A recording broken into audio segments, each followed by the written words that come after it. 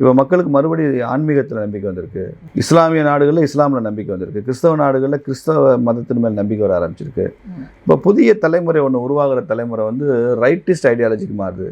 ரைட்டிசம் பேசுகிற கட்சிகள் ஆட்சிக்கு வருது. எங்கெல்லாம் அந்த நாடு அதனுடைய சாவரனிட்டி இதை பற்றியெல்லாம் நேஷன் ஸ்டேட் கான்செப்டில் பேசுகிற தேசங்கள் வந்து இன்றைக்கி வந்து முன்னுக்கு வருது. அப்போது இந்தியாவுக்கு அந்த அடிப்படையில் ரொம்ப பெரிய முக்கியத்துவம் இருக்குது.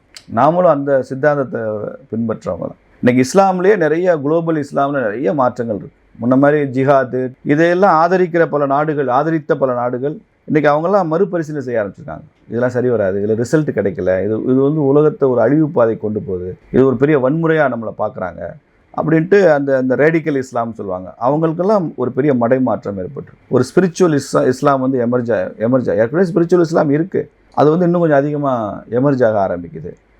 இப்படி நிறைய ஒரு டிரான்ஸ்ஃபர்மேஷன். அதனால தான் இப்போ துபாயிலெல்லாம் இந்து கோயில் கட்டலாம் அனுமதிக்கிறாங்க.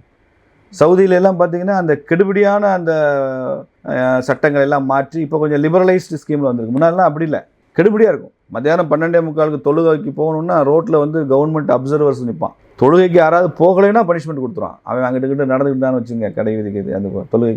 இன்றைக்கி அதெல்லாம் இந்த இப்போ இருந்த மன்னர் எடுத்துட்டார். அப்போ அவங்க கொஞ்சம் லிபரலைஸ் பண்ணுறாங்க. அப்படி எல்லா இடத்துலையுமே ஒரு இன்ஃபர்மேஷன் கிடைக்குது. அவன் டிரான்ஸ்ஃபர்மேஷன் ஆகிக்கிட்டு இருக்கு. அதில் இந்தியாவுக்கு வந்து ஒரு பெரிய வலிமையான சூழல் இருக்குது. இப்போ நம்ம பக்கத்து நாடுகள்லாம் இந்தியாவை எதிர்பார்த்து இருக்கிறாங்க. இலங்கைக்கு நான் சமீபத்தில் போயிருந்தேன். இந்தியாவை தான் நிறைய எதிர்பார்க்குறாங்க, இந்தியாவை தான் கொண்டாடுறாங்க. அங்கே உள்ள தமிழர்கள் மாத்திரம் இல்லை, சிங்களர்களுமே. சீனாவை அவங்க பெருசாக அவங்களுடைய வழிகாட்டுற தேசமாகவோ அவங்களுக்கான ஒரு பெரிய உதவி செய்கிற தேசமாகவோ அவங்க நினைக்கல, எப்பயுமே இல்லை. இந்தியாவை தான் போட்டுறாங்க, மோடியை தான் பெரிய தலைவராக நினைக்கிறாங்க. அவங்களுக்கு இலங்கை அதிபரை விட இந்தியாவில் மோடி மேலே தான் அன்பு அதிகமாக இருக்குது. அவங்க நாட்டு ஆட்சியாளரை விட இந்திய ஆட்சியாளர்கள் மேலே தான் அன்பு அதிகமாக இருக்குது.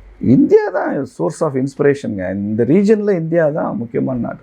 இது வரலாற்றிலே அப்படி தான் இருந்திருக்கு, இப்போ அப்படி தான் இருக்குது. அதனால் மோடி 3ஆம் முறையும் பொறுப்பேற்றதுங்கிறது ஒரு பெரிய விஷயந்தான். அது நேபாளில், பூட்டானில், இலங்கையில் இங்கெல்லாம் பெரிய மாற்றம் இருக்குது. பங்களாதேஷ் கூட நிறைய மாறி இருக்குது. நீங்கள் சினிமாவே பாருங்கள். நீங்கள் அர்ஜுன், விஜயகாந்த், கமல்ஹாசன் இதெல்லாம் ஒரு 10 வருஷத்துக்கு முன்னால் 15 வருஷத்துக்கு முன்னால் வந்த திரைப்படங்களில் எத்தனை தமிழ் திரைப்படங்களில் எத்தனை கதை, ஹீரோ போய் பந்தாடுற மாதிரி ஸ்டோரி, ஸ்க்ரீன் பிளே, எங்கெங்கேயோ போய் பாலைவனத்தில் சண்டை போடுவாங்க, காஷ்மீரில் போய் சண்டை போடுற மாதிரி காட்சிகள் எவ்வளோ வந்துச்சு படம். இன்றைக்கி ஒரு படம் வருதா, பற்றி ஒரு படம் வருதா இன்றைக்கி தமிழில்? ஹிந்தியில் கூட தான் வருதா? பம்பாயின்னு ஒரு படம் எடுத்தார் மணிரத்னம், படமே பூரா 50 பேர்.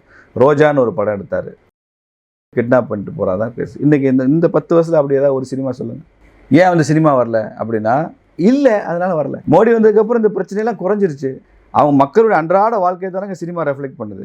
தேசப்பற்று வேற அந்த காலத்தில் எடுப்பார், சுதந்திர போராட்ட காலத்தில். இன்றைக்கி சொல்கிறேன்.